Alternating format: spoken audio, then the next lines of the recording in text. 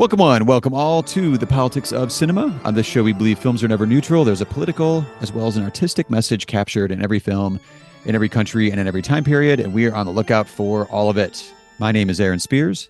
And my name is Isaac Miller, and on this special Halloween episode, the most auspicious and wondrous month of the year, that's October, for the best holiday there is, we are covering werewolves. Finally, at long last, Isaac, you've gotten your wish. I've gotten my wish. I've made this joke for years. It's not funny anymore, and I keep going. How are we doing this topic and we didn't? How did you not force a werewolf movie into this? Okay, dear listeners, yes, it is true. We're not actually doing werewolves. We're doing folk horror, which could involve werewolves. It's not possible. But none of the ones that... titles thrown around today that include a werewolf. We'll see. Yeah, potentially. But this episode we're looking at Penda's Fen and La Llorona from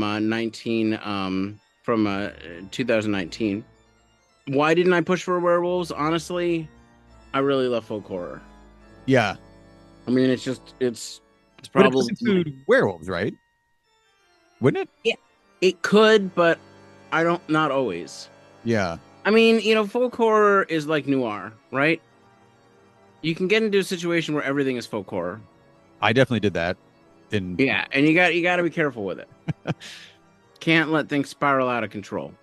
True. I mean, they usually do as I dig in to start researching stuff and then try to rein it in as best I can. But I mean, okay, that's a good place to start. What are we talking about? Let's define this. What are we talking about when we talk about folk horror? I had a few bullet points I brainstormed that, I guess I feel like I need within folk horror, and then I also started looking stuff up too, and I was like, yeah, this overlaps pretty well. I think my instincts were pretty on cue, at least for what I like within this genre. But what's your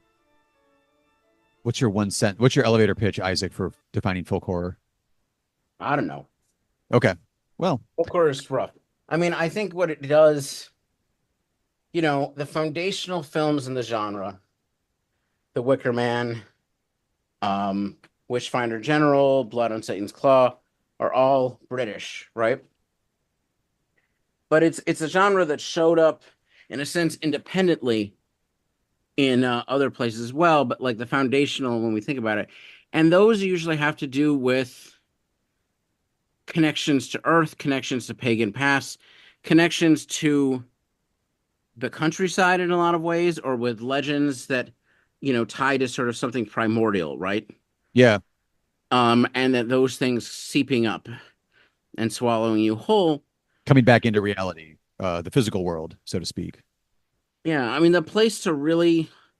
There's an incredible documentary that I would strongly suggest everybody watch called Woodlands Dark and Days Bewitched, A History of Folk Horror from 2021. And this really will... this really does work through it a lot, right? And it's this thing where any genre, I mean, we've dealt with this with noir or whatever, right? Like there's an ambiguity there as to what's in it and what's not. But I think those underlying fears of our connections with nature, with our connections with our own sort of primordial pre-modernness, and I think one of the points that the documentary makes is the British have these specific issues, right? They have these anxieties around industrialization and so forth, and their own, history. But in other places, folk horror doesn't always necessarily treat that primordial past as a bad thing. And I actually think, yeah, interestingly enough, I think both of the movies we're doing actually don't treat it as a bad thing. I was just going to say, definitely my thoughts on Penda's Fen apply to that. But yeah, I think you're right. Both of these don't treat... Oh, yeah, it's an interesting twist. Well, but if we were dealing with, let's say, The Wicker Man or Blood on Satan's Claw, yeah, I mean, The Wicker Man, has his critiques of Christian Christian moralism and so forth in there, but like the cult is has some issues. Understatement of the episode. No, but Did that you? one is interesting because I'm not fully on board with the cop's perspective. I'm like, oh God, a crazy like religious nut. But then also the environment he's in, I'm like, oh, okay, also different version, different side of the scale of, religious nuts. So You know, one of these days we should go back to it because I think there's some interesting stuff going on. I mean, Wicker Man is actually one of my favorite movies of all time, and it is like a master. I think it's a masterpiece of the genre of horror and in general. But there's a lot that could be said around sort of themes around capitalism and religion there, yeah, right? Because what is, the setup there? We're not going to get into this, and I don't want to spoil the movie right now. But the setup there is really interesting about why do you have this sort of pagan religion on this little island where they're supposed to be growing fruit? Um, right. but I think of the foundational three that I was mentioning there. I think it's head and shoulders. I mean, like I like Blood and Satan's Claw and Witchfinder General is a lot of fun. I mean, always love me some Vincent Price, but like Wicker Man is just at a different level. Well, speaking of like, I don't know, the the princes of English cinema, but also specifically folk horror or horror in general. Christopher Lee being in Wicker Man, for instance, you just mentioned Price. Christopher Lee versus Edward Woodward in Wicker Man and their roles. Like one of them to me is just like I'm going with this guy because he's charismatic and he's interesting. Um, versus the other guy that's spouting off. They've never, you're not teaching Christianity on this island. What the hell's wrong with you people? Um, Right. Well, I mean, who's not going to follow Christopher Lee into the cult, right? right, right. So, but all right, so, you've watched that documentary. I have not. It also goes kind of just chronologically, right, throughout folk horror and how it's represented in film throughout film history. It does both chronological and geographic, so it starts with the British and then moves out. Oh, okay. I like that idea of the geographic too, because I was noticing as I was kind of brainstorming some of the elements of folk horror, I was also realizing just because I'm already watching a lot of horror shit for October anyway. I usually start mid-September. I've been enjoying a lot of like regional horror films that aren't necessarily great, but it's an interesting insight into like I don't know anxieties of any given like region, specifically within the United States. And then realizing, oh, Halloween is folk horror. I think Friday the 13th is folk horror. Like there's a whole like what was the Burning Lake or the Burning something I forget. But I was watching several things off like Vinegar Syndrome that they put out. I was like, oh, this is folk horror. It's like region specific. Usually deals with a group of people being isolated, or some sort of isolation, either out in the woods or wherever, cut off from mainstream society where you can find help easily. I guess the landscape itself needs to be some sort of a character, or at least like setting the mood and the tone. That landscape could be like out in the woods. Obviously, folk kind of more implies, like you said, a more connection to nature or primordial past sort of things. But I think the landscape could also be like the second movie we'll be talking about today, where you're pretty much just inside this like old cavernous mansion and the masses are outside. There was some form of secrets I think need to be in here too for it to really engage me. Like either the Mm, is uncovering a secret or the audience itself, secrets are being revealed throughout the plot of the movie. yeah, I think that, there's usually some sort of underlying conspiracy that ties into sort of your deeper primordial fears. Yeah. Like a communal secret, like something that is known here, but like the outsider coming, or an outsider character too, I think really helps as well. Right. Takes us through and into the story. I mean, that's yeah, absolutely the trope of it. I mean, we watch one of these regional horrors. So it's interesting because though it's a genre that we associate with the British, it's independently we see its manifestations in other places. I don't. My go-to is British, but I also just watched The Wicker Man for the first time, the original Wicker Man for the first Mm. time a couple weeks ago. So I think maybe your entry into folk horror, you're like it starts with British. I could be wrong. Maybe it does. I don't know No, chronologically. I think that as a genre, it's formed there. Okay, gotcha. But we see things that we can collect. So, like, we watched Lamora, A Child's Tale of the Supernatural, which is from 1973, and it's American. Very regional. Huge regional horror, Yeah. really good. Yeah. Yeah. Made for $20. If you round up and include tip. Yeah, but really, actually, I mean, I think a movie that I really like a lot. I think it does some really impressive stuff with what it's doing. Should we let the listeners in on how we ended up just watching that one? Sure. Because I was raving about La Llorona, which we're going to be talking about here in a little bit to go along with Penda's Fen, and I mispronounced it, and then I think you also misheard it at the same time, Right. and then found La Moma. And Lamora. So I'm like, yeah, we're doing Lamora, right? right, and it turned out it was on both of our watch lists anyway, so it totally made sense as a miss here, and then but great, it was a fantastic discovery. Yeah. I mean, it is a movie I'd love to explore some more some other time. I mean, it's just there's a lot going on around gender and religion and all sorts of stuff. And it sort of transcends its moment. It's one of these movies that really succeeds in being truly dreamlike. Right, right, because also the time period in which it was made is not when it's set. It's set in like the 30s, I think, wasn't it, or Prohibition, 20s, 20s, 20s, 20s. Yeah. Prohibition, yeah. So yeah, that made it even more like unattached to like 70s filmmaking in America as well, too. But Right. So, I mean, this is a genre that has manifested sort of organically in lots of different places and also has been influenced by sort of the core British whatever, right? I mean, we've covered movies that I think we would consider folk horror. I think Ganja and Hess is folk yeah, horror. yeah. What else? I mean, well, The Witch, which we covered a few Oh, years ago in Halloween, Art house horror, I think we were talking about there. Yeah. Which right? I mean, it was almost a like It Follows 2014. Like that one's like kind of a I would say like light region-ish, but also folk horror tale to it. Uh, Well, Get Out. I don't know if we I think that one kind of came up on a few lists when I was kind of digging in and seeing what modern folk horror would be like or represented. I mean, the most obvious, I mean, part of it is a lot of the most impressive art, sort of horror art films that have come out have been folk horror. I mean, the most obvious one is Midsommar, Right. right? Which is just, in the core of the genre. But yeah, no, I think a lot of the sort of more recent wave of stuff is folk horror. I mean, is Hereditary folk horror? Probably, We can just right now the other one around La Llorona would be the shitty American PG-13 one called The Curse of La Llorona. So like there's still and we'll get to it when we talk about that movie, but there's built-in, regional folk horror, folk tale to that one as well.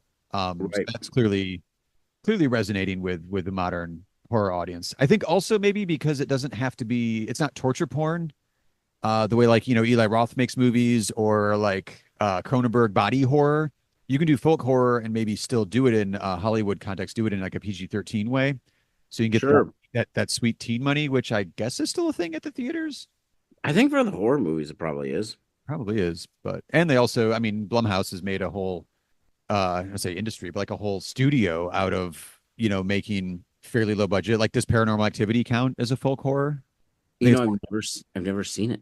it's more first and foremost supernatural, but there is an element of like I don't know. You can get away with a lower budget on folk horror, communicate some low level creeps and jump scares, keep it PG-13, and you're on your way.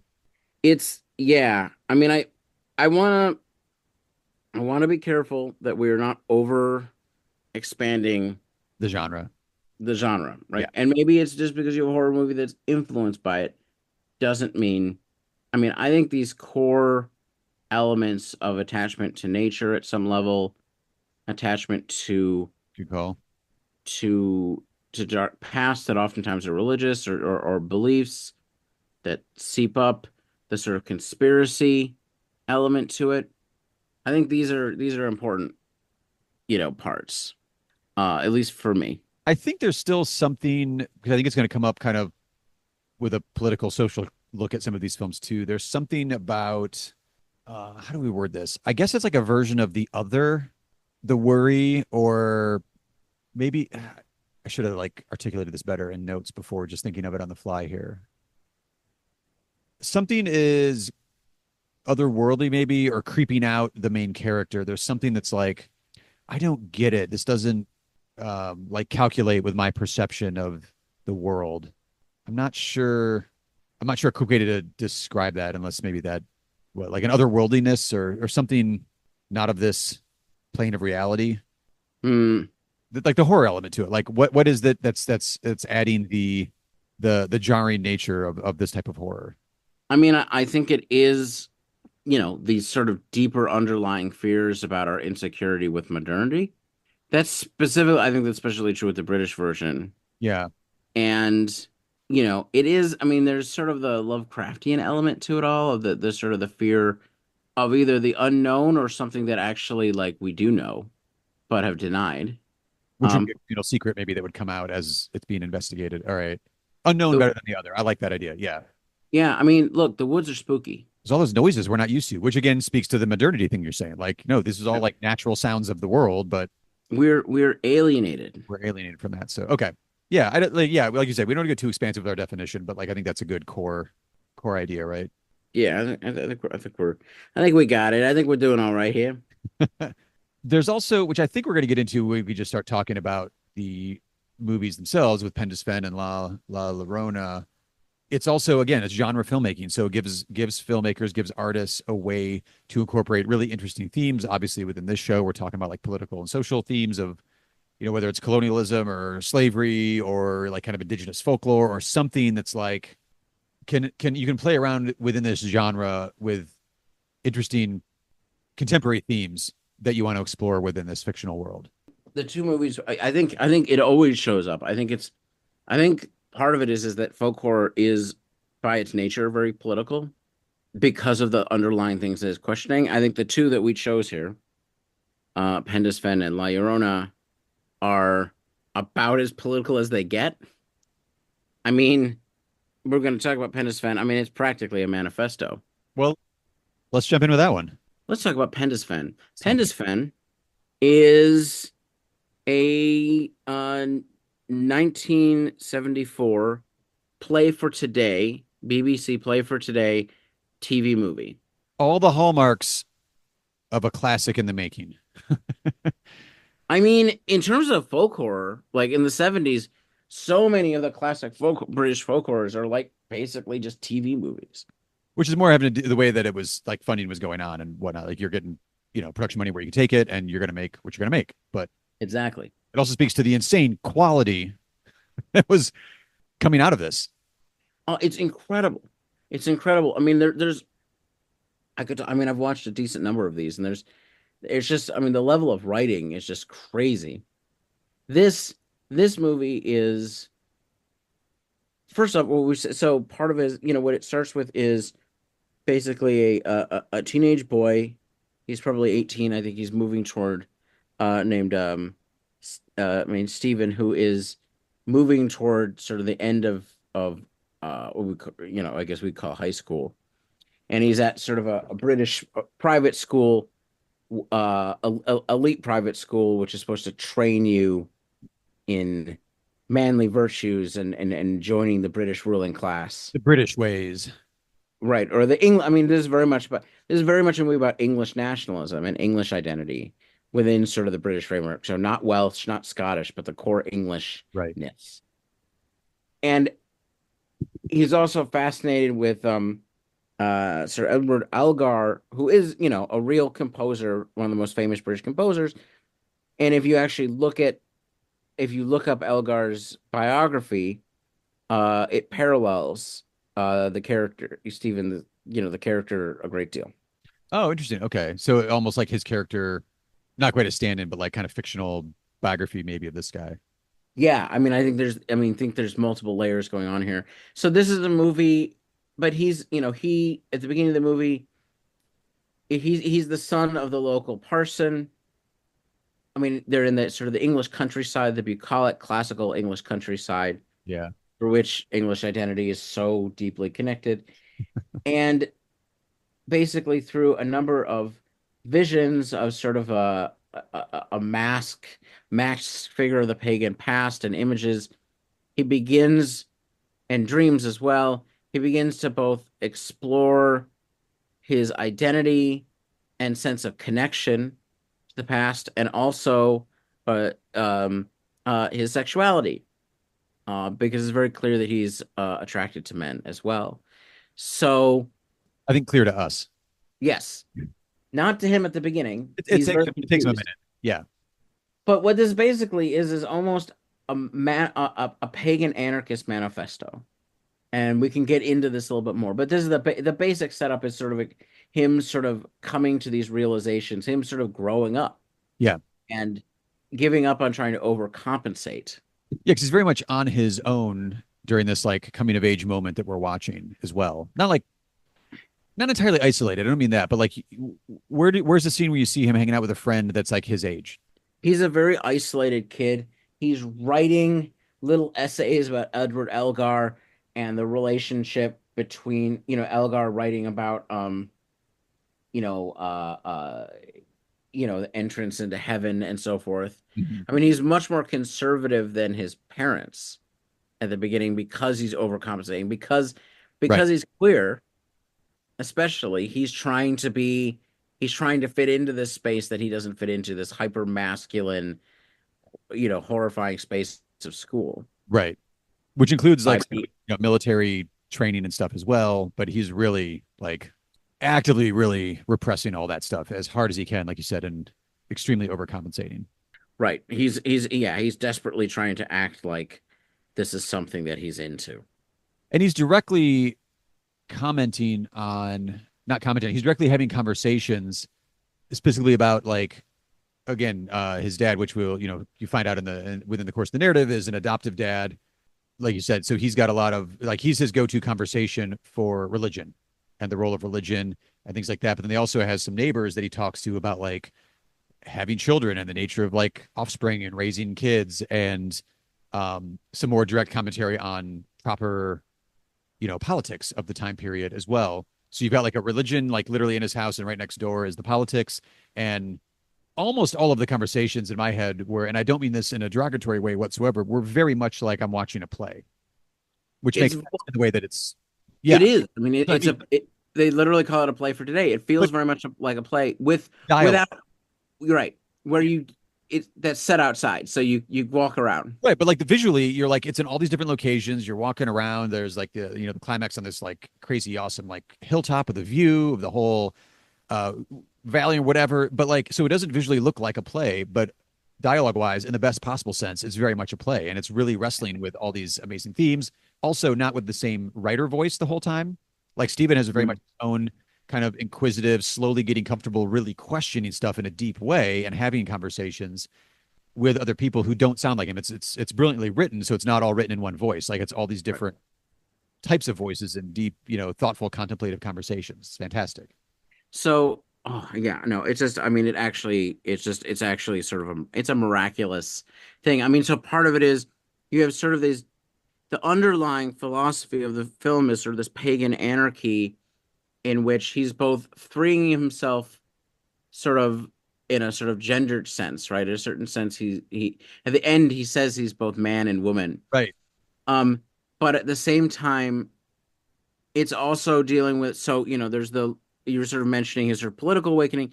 There's the local, he was a playwright who's also like clearly a leftist and sort of almost this, you suspect he's very much a stand-in for the author of the writer of the film, Yeah. and who is talking about British militarism and the ways that the bureaucracy has built a base underneath the sacred soil, which was so important to the ancient pagans there. I mean, he doesn't say that, but we clearly see it.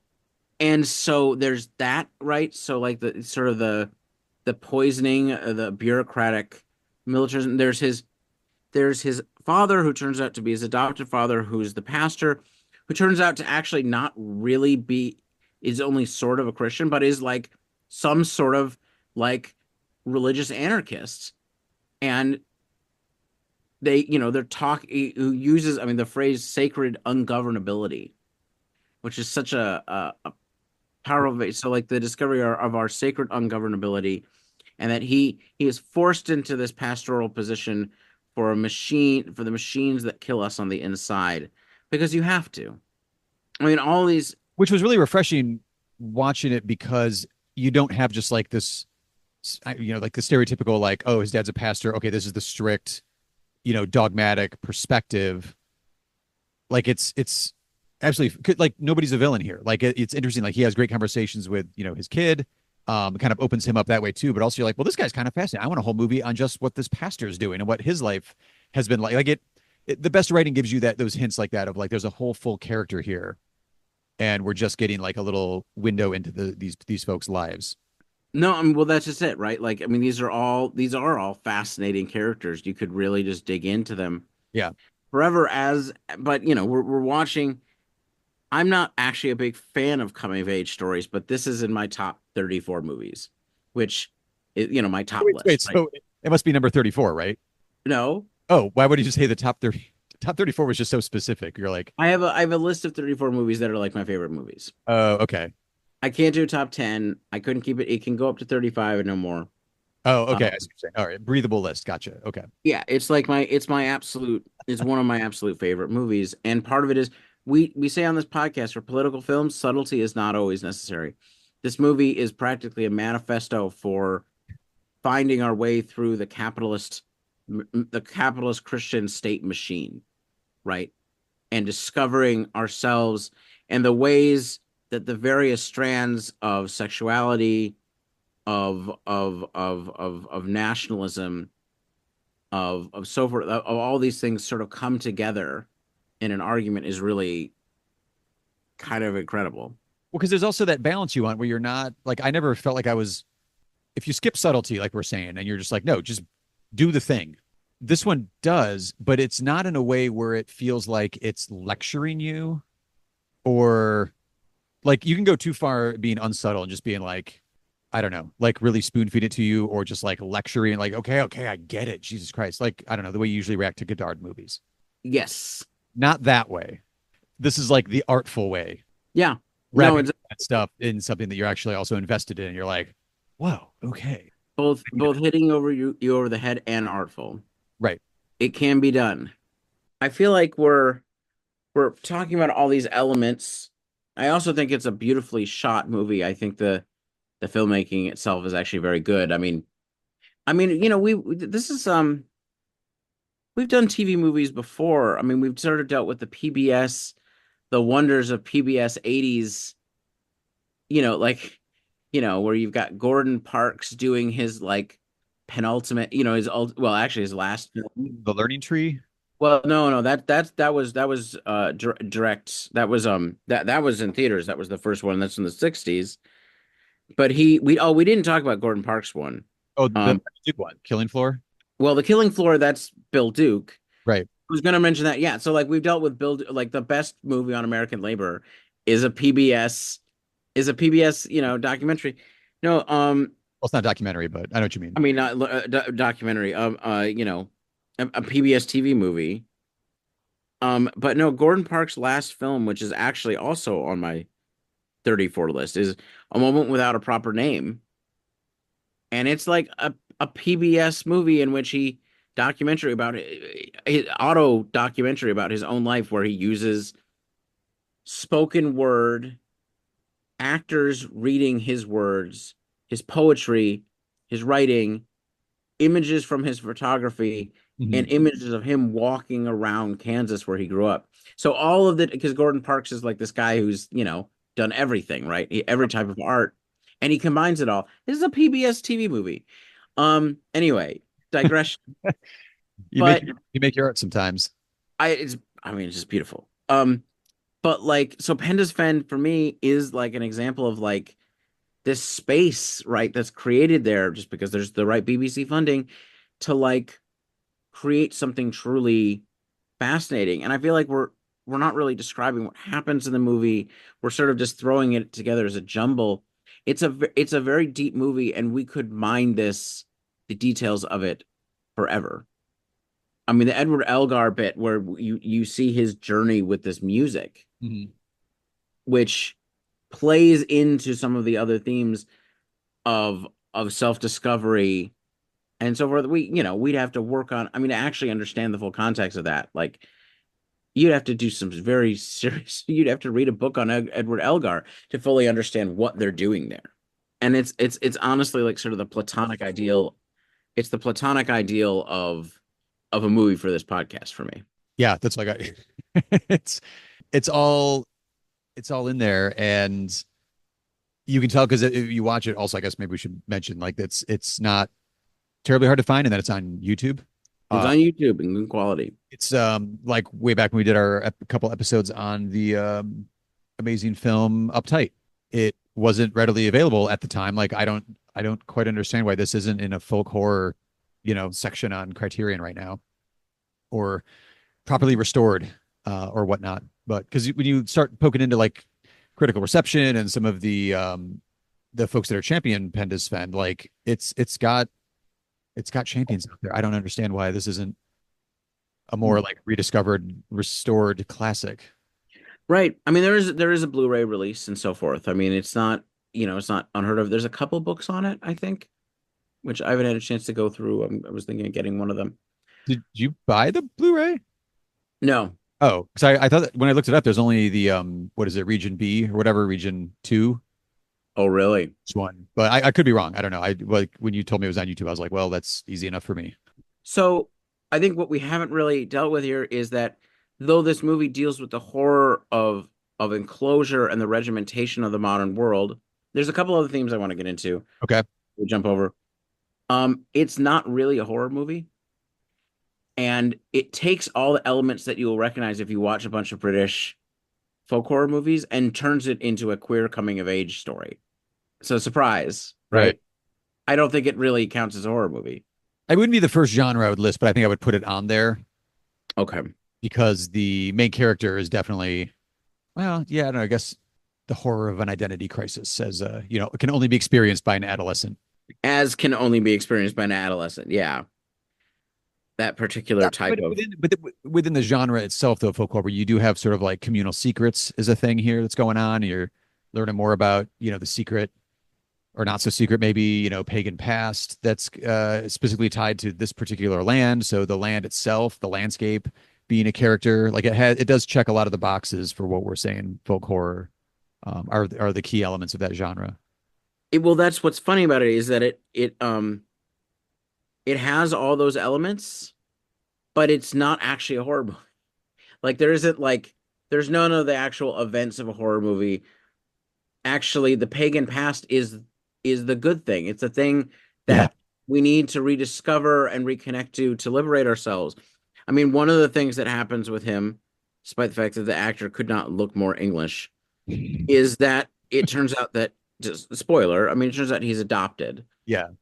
And so, here we've been going through, he's been at this private school where there is like almost a racialized sense of English identity. And he refers to himself at the end as he's sort of discovering himself or fully coming into his own that he's not pure in any way, right? Like there's no purity is not actually the virtue we're looking here.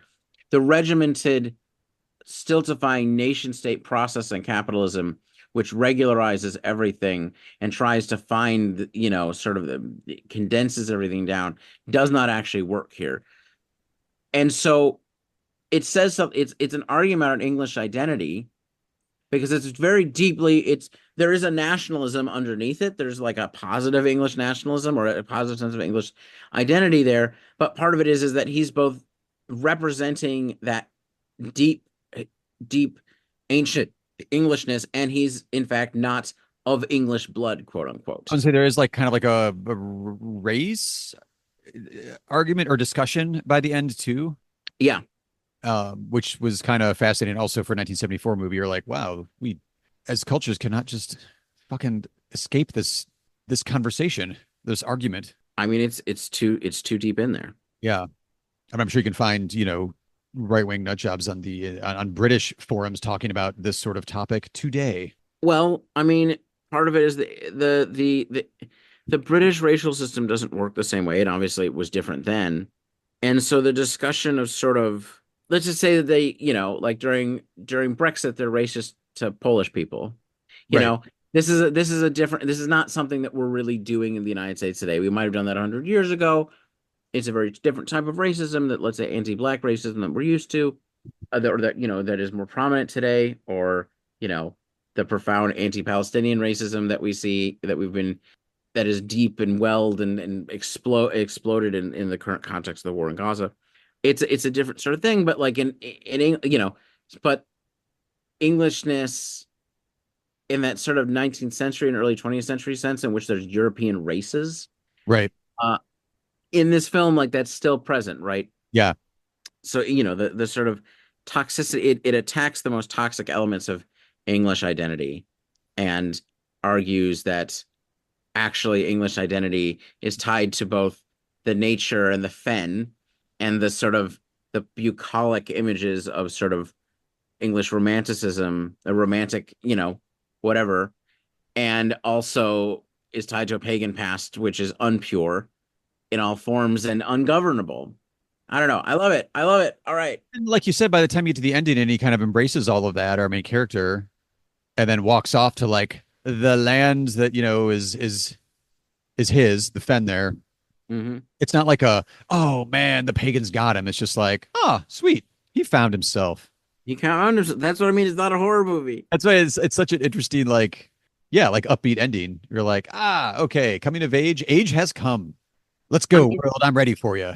one thing about most of these folk horror movies I can think of is they really don't end well. I don't know. I think it kind of depends because we mentioned what was the other one, like the ending of The Witch, the Robert Eggers film, That's true. awesome ending, and that could be more folk horror in my book, I guess. Oh, I think it totally is. So I think, all right. So this is one other element.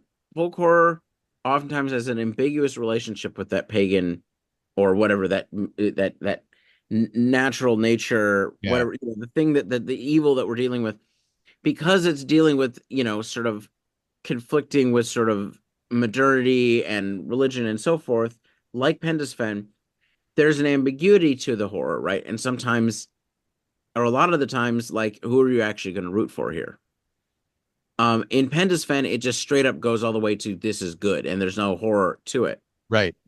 Whereas, let's say The Witch or The Wicker Man or whatever, you know, I mean, maybe you do want butter, right? Maybe Satan giving you butter is a good thing. I don't know. Right. Your call. Yeah, no, I think that's another case too, where the other movie we were talking about today, La Llorona, also has an ending where I'm like, yes, I'm I'm on board with how we're ending this story. Let's talk about La Llorona. Yeah. This one is this one has been on my watch list since it came out in 2019. It's Gyro Bustamante. I'm hoping I got an approximation of that pronunciation right. I think it's his second or third film, but it's one that really broke out as a kind of Guatemalan folk horror or just straight horror movie, the way it was kind of packaged in the previews, at least when it came to the United States here. And I think was either shortlisted or was like their at least their official entry into the Oscars that year. So I think culturally it's interesting that you've got a movie coming from a specific country with a genocidal past that the movie's directly addressing that is now like the cultural export film wise from that country in 2019. I mean, it's interesting. I mean, this happens, right? I mean, you could say Waltz Bashir is like, Oh, that's a good example. right, Yeah. let's say for the in an Israeli case. There's others. I'm trying to think where it's like, the big movie coming out of this country is like about the most fucked up things happening. I mean, I don't think let's say Parasite even, right? Yeah. Like it's not exactly making South Korea society you know, look its best. No, it's an interesting dynamic when that happens. Yeah. Shall we sort of introduce the premise here? Yeah. So this was kind of fascinating because there, again, which is, I think, some of the hallmarks of great folk horror, which we've already been discussing, the echoes of what Penda Sven brings up and is addressing, you can still see in today's society, kind of all over the world, in certain spots, very particularly, specifically. And La Llorona being only from 2019, obviously, is kind of more of a contemporary look at this thing. But we have a retired general in Guatemala who is on trial and accused of the genocide of Mayan people, and he ends up through the course of the movie, like you get a court conviction, but then you also get a higher court. I don't know if they call it Supreme Court or whatever there, but they have And a then higher court Supreme that Court, basically, court yeah. overrules it. So you're like, wow, when has that ever happened outside of Guatemalan court system? So he ends up basically being trapped in this massive mansion because there's these huge protests that are outside, and it's not safe for them physically to go outside and do anything. And he ends up this main character, General, I think it's General Enrique is the character. He hears in one of the opening scenes, he hears like a wailing or crying woman echoing throughout the mansion. And also, again, just this is this old guy, so you get really get some like crazy old guy not really having a grasp on reality vibes off of this guy. Um, he he has a gun, like he ends up shooting at some point, like because he thinks he hears this wailing Well, person, he nearly shoots his wife. his wife. So he almost nearly kills her very early on in the movie. And then it becomes this thing like, oh, it's part of this folk tale called the Crying Woman or the Wailer, La Llorona. And as they as the crowd noises and the crowd size gets bigger and bigger outside calling for justice, it ratchets up the tension until we get to the climax of the movie. So Well, it's almost kind of like a chamber drama in a lot of ways because it takes place a lot with inside the house and the dynamics where you have the general, his wife, their adult daughter, and then their granddaughter all in granddaughter. together. And so we have like everything from a kid, like 10-year-old, all the way up through this general. Oh, and his wife is completely just like, no, no, no, he's done nothing wrong. He's always said, man, blah, blah, blah, like by his side. But the key element here, as we wrap up just the quick plot synopsis, is that all of the quote unquote help all the people that work in the house that make it run have left except for like one lady who's just like stuck with a family because it's basically her family at this point. She's Well, at that point.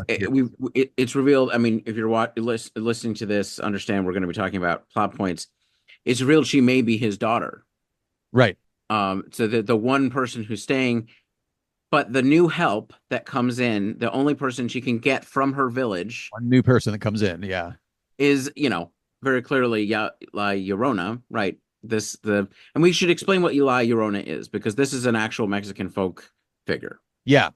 I mean, we don't need to get into all the details of that. I was reading like kind of how it's evolved over the years, and it's interesting. It's connected so deeply with various different cultures and societies around the world where like it's evolved into all kinds of different things depending on what culture gravitates towards Right. it, what the reckoning is supposed to be about here. But the quick version is that it's a vengeful ghost within Mexican folklore said to roam near bodies of water specifically because she, the crying woman, drowned her children in a jealous rage after discovering that her husband was cheat or unfaithful, I guess, to her is how it is. So whoever hears the crying, they're going to suffer a misfortune. What was it? It was either, what does it say here? Either death or their life becomes unsuccessful in every field they attempt.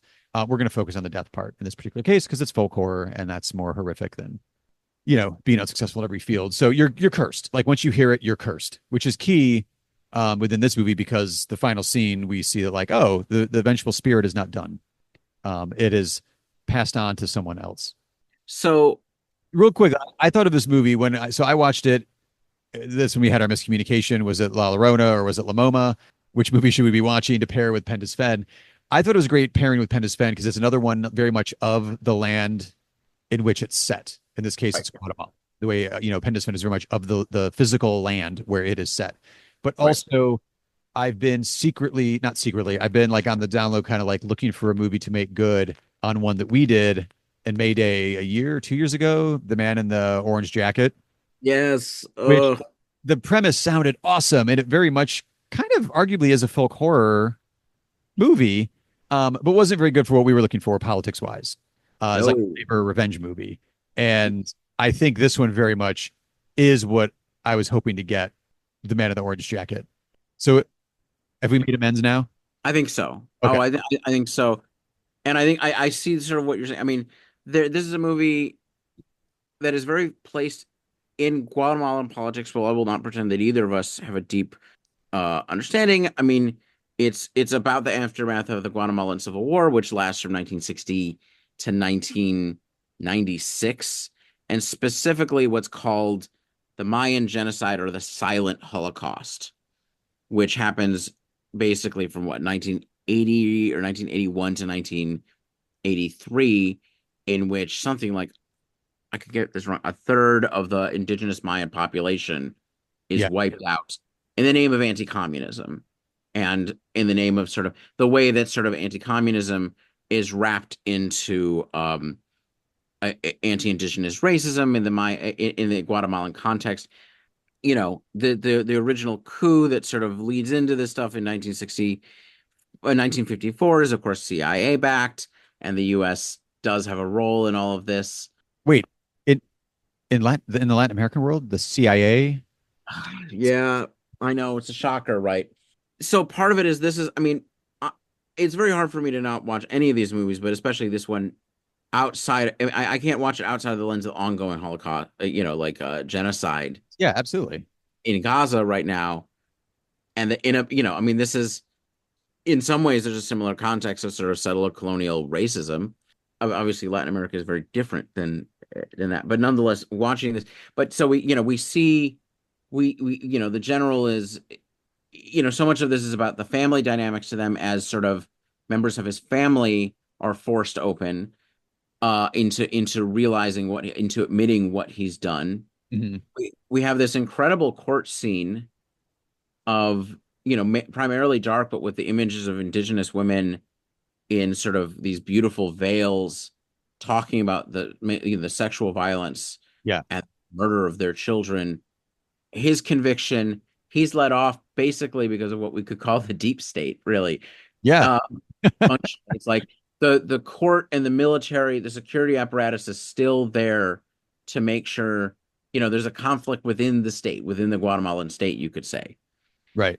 And then the premise, is that then he's off, but they're trapped in the house with like security guards everywhere because there's protesters outside chanting chants that some of us know from protests in the US. And that Oh, chanting is continuous, right? As part of the sound design, it's absolutely incredible. Just the constant haunting. yeah.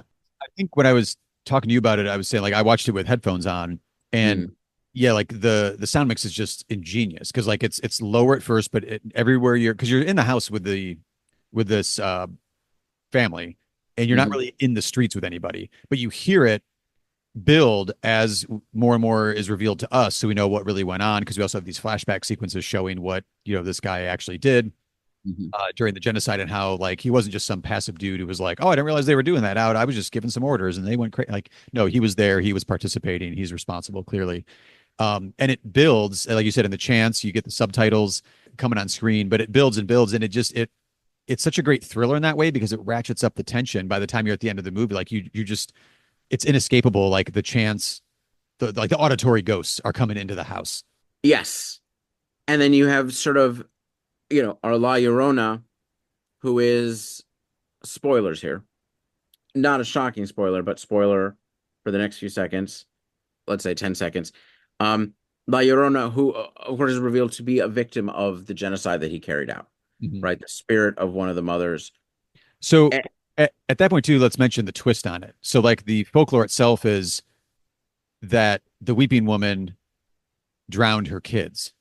usually, sometimes not always, but a Or not- lot of the Okay, time, yeah. sorry. Yeah, I know like kind of it has evolved as over time, but in this particular case now it's that her kids were the victims of this genocide that the general was leading, which is a very rough scene, I have to say too. Not necessarily leaning full like into horror as far as gore goes, but like it's very unsettling. It's very unsettling, right? Well, no, I mean, it's incredibly powerful because this is real, right? Like this is a movie about dealing with the underlying horrors that are not discussed, that are you try to push out of the political frame, and that they can't be escaped, and that justice at a certain level cannot be escaped. Right. Um, there's the spirit sort of attaches herself or is constantly spending time with the 10-year-old daughter who she keeps encouraging to swim. And there's one of the tensions is she going to try to drown the child, or is she like Right. protecting her? And it turns out she's protecting her, Right. right? Yeah. Which is interesting too. That's the body of water that's near this one is just like this giant ass swimming pool and this private mansion. Right. I mean, this is another one where the folk horror that we're encountering is good, right? Yeah. Like Penda's Fen, this is actually it is righteous and looking for not just repentance, but admitting the crimes, actually dealing with the crimes, right? So that's the thing, is like the mother whose anger isn't so much over genocide, but the entry rate for her anger toward him is him sleeping with women who actually in this case is basically raping women who he's Yeah. committing genocide against. But that is sort of her entryway. His daughter, who's the mother of the 10-year-old, It's actually that it appears that he had her husband disappeared. Yeah, or yeah, gone. Right.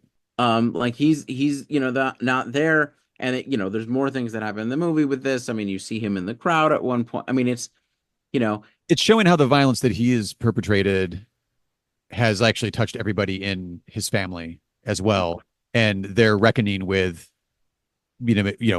what has actually happened is kind of the plot we're looking at here. And by having the weeping woman come into the house itself too, it just sort of like bubbles all the stuff to the surface. yeah, exactly. Like she's catalyzed the protests outside, and her presence inside is catalyzing a process of actually reckoning with Yeah. what it's meant, right? It reminds me, I have a friend who it turns out that his great grandfather was a mob lawyer, Okay. which functionally meant that like his grandmother grew up with like sort of like an air of violence, right? It's like the sort of thing where like mobsters are actually serial killers in an organization. Right. And that has affected his family up until now, right? Like there's a generational trauma effect to that Sure. of Yeah. dealing Yeah. with a father who's like that. I mean, this is actually, these are the themes of The Irishman, really. Yeah. But it's that sort of thing where it's like he can act like you have the mother at the beginning is presenting them as having a pious Catholic home in a sense, and that they that there's right that they are I'm trying to say good with God, but that's not really the right term. No. That they're a good bourgeois family. Right. Right. Right. Like upholding the appearances at least, if nothing else, because she even coaches her adult daughter, the mother of the 10-year-old, in one scene, and then like she's just not having it. She's like, whatever, mom.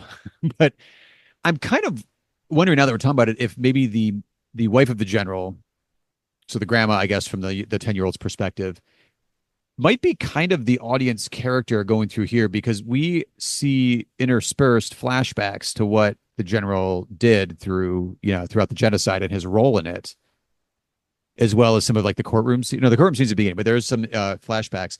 And by the time we get to the climax of the movie, where the wife of the general actually does a full reckoning with what she's allowed to what she's turned the other cheek to the whole time, it's almost like the flashbacks are her coming to terms and realizing what really has been going on, that she was trying her best to just compartmentalize and not look at. And when, well, my husband said he was fine, he didn't do anything wrong, so I'm not going to look at this news footage or this trial or this trial or these protesters outside or this giant mob over here or all of this other evidence. I'm just going to go with what my lying husband says. Right. And that has to break apart, right? Yeah. So the communal secret in this particular case of folk horror would be like, no, what everybody else is saying has happened. Like, look at all this. Well, Not really a secret, really. I guess it's like, but government's doing its best to keep it under wraps, and I will, and I mean, I love my conflicted government, but parts of the government are right. Like, so part of it is that you have conflicts within the court system. You have an attempt at dealing with the horrors of the recent past, Mhm. in a context in which key parts of the elite are still invested in that past. Right, right. I think because this one's newer, I was very cagey about the ending with like what I was describing right there. I don't want to. I think I maybe don't want to mention. Do we want to mention like the full ending? We could. So the other reason why I think, not that we necessarily have to have an audience character, but I feel like the dramatic payoff, and if you haven't seen the movie, I'm gonna, there's, I don't know, it's not like a twist ending, but I feel like there was like I felt a very cathartic, like, oh shit, like awesome ending here. Because so if you don't want that part ruined for you, skip ahead, a few seconds or whatever. But the reason why I was thinking the wife of the general's character was kind of the audience character is as the flashbacks kind of build to a big reveal, not big, like a traumatic reveal of like, actual like genocide and war crimes. We come back to the scene and it's her choking to death her husband, like the general, like on the floor of the house, the family's around. Like it's an amazing like climactic scene where you're like, oh, the ghosts of the past have clearly come into the house now. She's having a full reckoning with this, and she can't live with this anymore. Because La Llorona has actually made her move. The ghosts are there. The ghosts of her children are there. Like it's the frightening moment where everybody's gonna, you have to reckon with this, right? Right. You Right. have to reckon with this past to exorcise the literal ghosts of it. Yeah. the reckoning in this case is fucking killing the guy. Right. Bare hand. Like, so, you know, I'm I'm a happy watcher. This is a very satisfying ending. Bloodlust has been filled, the amount of violence inflicted on the society and culture at large by this guy is by no means like paid for, but there's been a little bit of, mob justice has been served. Like it feels pretty good to see this guy get choked out and killed. But then that's not the end of the movie. The end of the movie, I think, there's like another oh no, it's at his funeral. It's at his funeral. Some other, craven warmonger participant in the genocide goes to the bathroom and he starts hearing a woman wailing in the bathroom. We're like, yeah, all right, full. She's gonna work her way through. Earlier in the movie, at the very beginning of the movie, we've been introduced to other generals, right? Or other officers who've been under him. And this is the one who says, if he gets convicted, the rest of it, they're going to come for the rest of us too. But Oh, that's the same guy. Oh, okay. I didn't notice that. Interesting. it's the same guy. And it's like, well, buddy, Yeah. I mean, I don't want it. I mean, it's an awesome horror, folk horror specifically ending because it's satisfying narratively and like the actual final scene where we see the guy get choked to death. And then also horror narrative wise, it's like setting up like, okay, well, this isn't done. We're going to keep moving on with this reckoning. I don't want a whole series of these movies necessarily. I would watch them if he made them. I don't think he has any intentions to keep going with the story because it would kind of just be the same things in a series here. But, horror movies in general are not without their sequel setups as the actual, denouement of the film. So that's also satisfying. You're like, okay, it's going to keep going. Why not? I think it's interesting that both of the movies we've done today are movies about reckoning with national identity, right? I mean, part of it is that the indigenous population of Guatemala is othered and outside of the frame of proper the racism toward them, including what we see in the film, is them sort of outside of the proper space of the Guatemalan nation and national identity, and that's why they're killable. And Penda's Fen is dealing with English identity and sort of how you're incorporated into that in different ways, making an argument about a more positive version of that through pagan anarchy, anti-state pagan anarchy, which has sort of latent contradictions in it too. It's really no, I mean, I think it's really interesting that both of them are dealing with these things with very different circumstances and versions. I think La Llorona, I mean, would you say is La Llorona art horror? I mean, there's a tendency just because like it's not in English and we're watching it because it would play at an art house or repertoire type theater. But I think yeah, I think it's artfully done. That's a vague way to put it. Yeah. I mean, it's well, I mean, I mean, I don't think it's not a jump scare film. It's a slow burn. Because essentially it's a ghost story, right? Right. And it's not really doing like the expected tropes of like a haunted house genre. Yeah, like because there is no there's no jump scares, there's no doors creak. Well, maybe there are, but Yeah. uh, There's most of it's actually about the psychology of the family as things slowly unravel, right. with La Llorona just sort of, adding layers and things. Yeah. So, Kind of too, it gave me just because we covered it about a year ago, I guess, the Buñuel one, Exterminating Angel. why, yeah, we need to so that Exterminating Angel is very clearly a major reference for this movie Yeah. because you have rich people trapped in a house having to deal with. Vaguely supernatural-ish adjacent. Also crowd gathering outside has something Right. on the matter. Yeah, no, it's very clearly inspired by that. Also, both ended a funeral. That's true. And then with a surprise at the end. Yep. So Because yeah, no, both of them do the same trick at the end. well, yeah, so I think that's pretty good. Like we got some overlap there. I don't know if this would truly be like a double feature recommendation. I mean, they're great movies, so why not? I don't know. I don't know if they necessarily balance each other as like a what you want in a double feature. Yeah, for my as speaking as my patented left field double feature maneuver, I'm Okay. actually not. Yeah, I think I agree with you. I don't think they actually quite flow that way. But you should watch both of them, Right. and it gives you a sense of the breadth of what folk horror can contain. Mhm. And I think it is. I mean, we've talked before. We've talked about art horror. We've talked about the deep themes that can happen within horror as a genre. Is in some ways the most popular genre in American filmmaking that can still do something deep Ooh, yeah. because adult dramas have been sort of exiled from into the art house. And Or not even sometimes now. And it's a streaming it's a streaming world. genre that just gets buried. So but horror can still do this and can do it at a very sophisticated level. And these are two examples of that. And I think art horror, because of what it asks about by its very nature, about our connection to real or imagined pasts and about identity and about our connection to nature Hmm. and our historic pasts and all these things opens up really big questions. Yeah, And these are two movies that really go like, okay, well then I think we'll go all the way with that. which also speaks to the comments we had recently on subtlety in filmmaking. And I think when you're operating within a genre, making genre filmmaking, in this case horror, it allows you to eschew that a bit and just be like, no, this is what we're doing it. Right. So Yeah, it's gonna the metaphor is barely metaphor. The metaphor is real. It's manifested. what happens if the subtext was text? You get a pretty thrilling movie. You can get a pretty thrilling movie out of that. Should we do our leftist film check-in as we were wrapping up here? Yeah. Penda's Fen first. Ooh, I actually think Pendleton is a leftist film. I would say so too. I don't know Alan Clark or the writers like personal history or themes or their activism or whatever, but within the context of just the film itself, very much so. I mean, I think he must have been some sort of anarchist when he wrote this. Yeah, There's no way. I mean, this is so clear about it. I yeah. mean, I've said it's manifesto like, and I realize that might drive people away. I don't mean that in a bad way. I mean that in the best way. Yeah. But this is a film stumping for, hey, pagan anarchy is the way to go. Well, especially because the ending, which we already talked about, like it doesn't end with like a condemnation of this or anything, and he goes back to the military and he represses his sexuality and he fits right in.